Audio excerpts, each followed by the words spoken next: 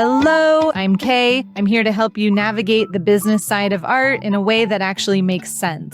We'll decode the business lingo, unravel marketing mysteries, and pave a clear path for you to thrive both creatively and financially.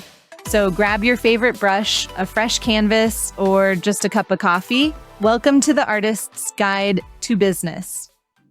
What if I told you the thing keeping your art business from growing isn't some complex marketing strategy or a huge financial investment? What if the real barrier is a small personal risk you've been avoiding for months? Today, I'm going to show you how to identify that hidden risk, why it matters more than you think, and exactly how to take that next step that will break you out of your plateau and create momentum again. Hey artists, welcome to today's episode. I'm really excited to talk to you about something I think many of us experience at some point in our creative careers. That feeling of plateauing or getting stuck in our art business. You know that feeling when you're doing all the right things? You're showing up consistently, working deliberately and intentionally. Everything seems positive on the surface, but something just feels off. It's not exactly despair, and it's not even really frustration. It's more subtle than that. It's like you wake up in the morning and you know you're building something great.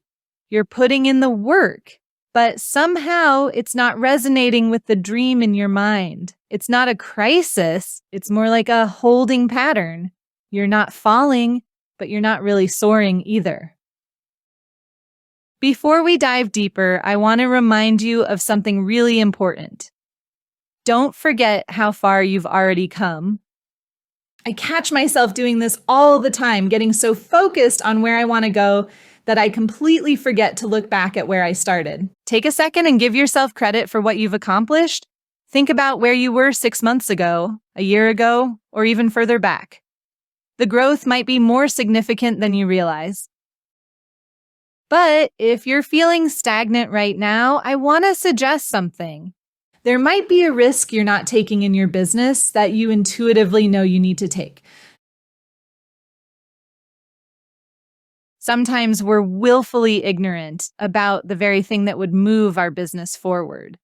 And what I've found is that it's rarely some big strategy or financial decision. It's something much more personal, an emotional risk, an internal leap. And here's the thing. It's the thing that makes you feel both nervous and excited when you think about it. I call this the emotional risk formula. When something triggers both fear and excitement, it's probably exactly what you need to do next. This idea isn't just my personal observation. It's something many creative thinkers have recognized. For instance, Steven Pressfield talks about this phenomenon in his book, The War of Art. He calls it resistance, that inner force that shows up every single time we're about to do something meaningful. He writes, resistance will tell you anything to keep you from doing your work. It will perjure, fabricate. It will seduce, bully, cajole. It will assume any form if that's what it takes to deceive you. Resistance will never take the form of a yes. Resistance will always push you away. This really resonates with me because I've felt this resistance so many times in my own creative journey. That feeling of being pulled away from the very thing that would move us forward, that's often a sign we're on the right track. So, what does this resistance look like in practice? These risks look different for everyone. Maybe you're scared of reaching out to someone you admire. Perhaps you're afraid of putting yourself out there professionally because you worry about judgment. You might be hesitant to promote your work or raise your prices, or maybe you're scared of finally finishing that project that's been sitting on your easel for months. It could even be the fear of calling something good enough and shipping it. Here's the key insight I've discovered. These are usually small actions that we've been avoiding for a long time, not massive business pivots. That's what makes this so fascinating. The thing holding us back often isn't some huge obstacle. It's a tiny step we're afraid to take. Now that we've identified what might be holding us back, let's talk about concrete steps to break through that plateau. If you're feeling stuck or bored in your business, there are two powerful things you can do. First, reconnect with your why. It's easy to get bogged down in daily tasks, marketing, finances, logistics. Our brains get pulled in so many different directions that we slip into what I call maintenance mode rather than momentum mode. When this happens, we lose sight of the deeper purpose behind our work. Taking time to reconnect with your mission can reignite that sense of purpose and direction. Why are you doing this work in the first place? Is it to create impact in your community, to share your story and help others feel seen, to add to an important conversation or stand up for something you believe in, to create financial stability and a great life for yourself? And let me emphasize something important here. That last reason, creating financial stability and a great life, that is an entirely valid why. Sometimes we feel like we need some grand artistic purpose, but supporting yourself and creating the life you want is absolutely meaningful work.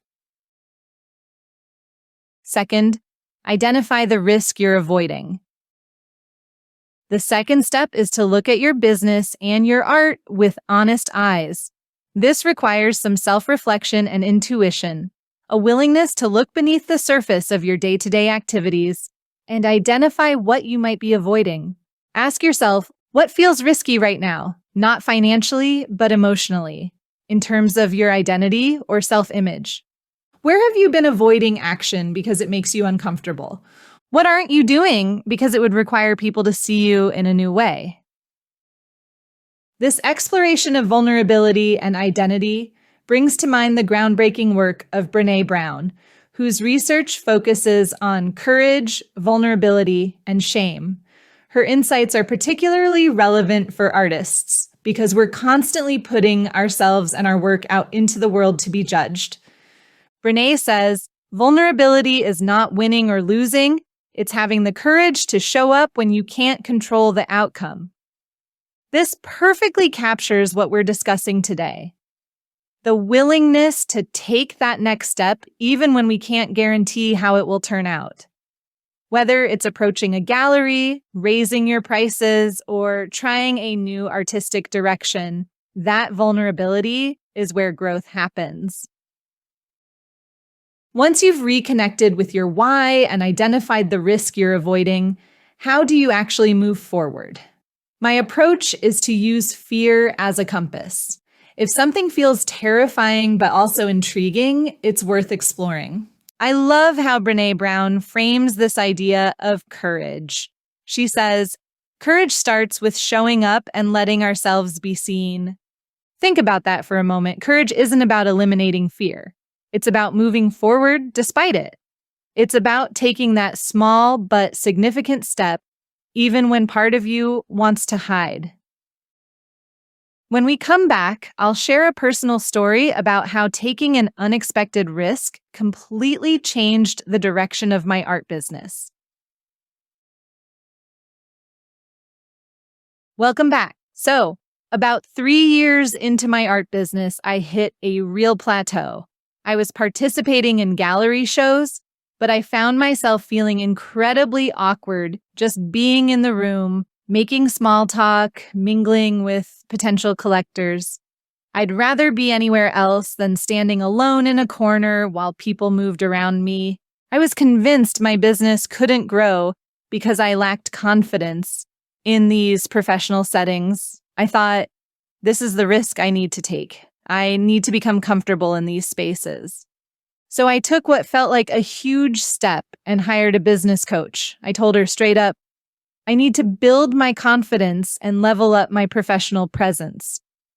This was genuinely scary for me, investing money, opening up about my challenges, and committing to potential change.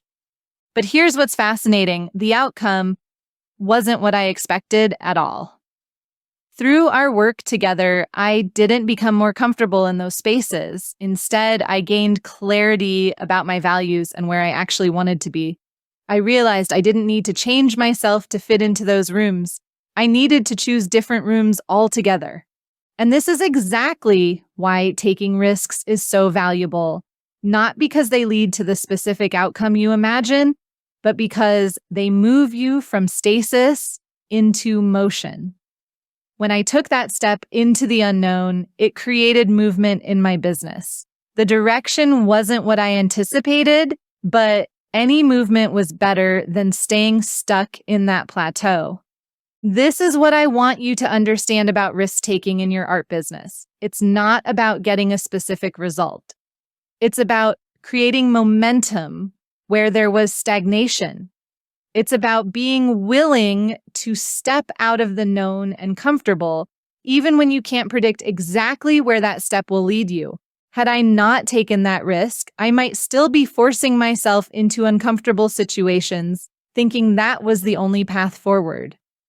The willingness to take that step, regardless of outcome, was what allowed new possibilities to emerge that I couldn't even see from where I was standing. So when you identify that risk you've been avoiding, remember that its value isn't in the specific outcome you're hoping for. Its value is in breaking the plateau and creating movement again. The outcomes might surprise you, but that's actually the beauty of it. So I want you to reflect. What's the small but scary action you've been putting off? What's that thing that makes you feel both nervous and excited when you think about it? Here's something else I want you to remember. You're not supposed to be good at it yet, and that's absolutely okay. This connects back to what we know about artistic growth. When you learn a new technique in your art practice, your first attempts might not look great. You might even ruin a piece you were working on. But that edge, that place of experimentation and risk, is where your most significant growth happens. I call this stretch, not stress. Finding that growth edge that pushes you without breaking you. It's about identifying the actions that stretch your capabilities, but don't overwhelm you completely. This idea of stretching rather than stressing applies beautifully to business growth too.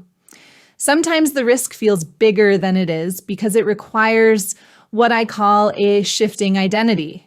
When the next move feels scary because you have to step into a new version of yourself. For example, maybe you've always seen yourself as just an artist, but now you need to embrace being a business owner too. Or perhaps you've been comfortable creating art in private, but now you need to see yourself as someone who confidently shares their work and story with the world. These identity shifts can feel enormous emotionally, even when the actual actions required are quite small. So if you're feeling stuck or plateaued in your art business, here's what I want you to do. Reconnect with your why. Take some time to journal, meditate, or simply reflect on the deeper purpose behind your work. Bring back that sense of meaning and direction. Identify the small risk you need to take. Look honestly at what you've been avoiding and consider why. Is it fear of judgment, fear of failure, fear of success? Understanding the fear can help you move past it. Take one step forward today. Even if it's small, send that email you've been putting off, post that work in progress, make that phone call, apply to that opportunity. Whatever it is, take one concrete action. That's where you'll find new momentum again. Remember, plateaus aren't failure, they're just holding patterns, and every holding pattern can be broken with the right shift in course. I think about it like this. In art, we often reach a point where we've mastered certain techniques, and our work becomes comfortable and predictable. The greatest artists are those who push beyond that comfort, who take risks and explore new territory. The same is true in our art businesses. The plateaus are just invitations to grow in new ways. Before we wrap up, I want to leave you with a question to reflect on this week. What's one small risk you could take in your business that would make you feel both nervous and excited? Not something that would jeopardize your financial stability or well-being, but something that would stretch you emotionally or creatively. Think about that question, and if you feel comfortable, I'd love to hear your answers. Thank you so much for listening today. I'd love to hear what risks you're thinking of taking in your business. Drop me an email. Until next time, keep creating and taking those brave steps forward. Did you enjoy what you just watched? If you want more, head to www.theartistguidetobusiness.com and sign up for our email newsletter so that you can get great content like this delivered to your inbox weekly, plus exclusive invites to office hours, challenges, and more.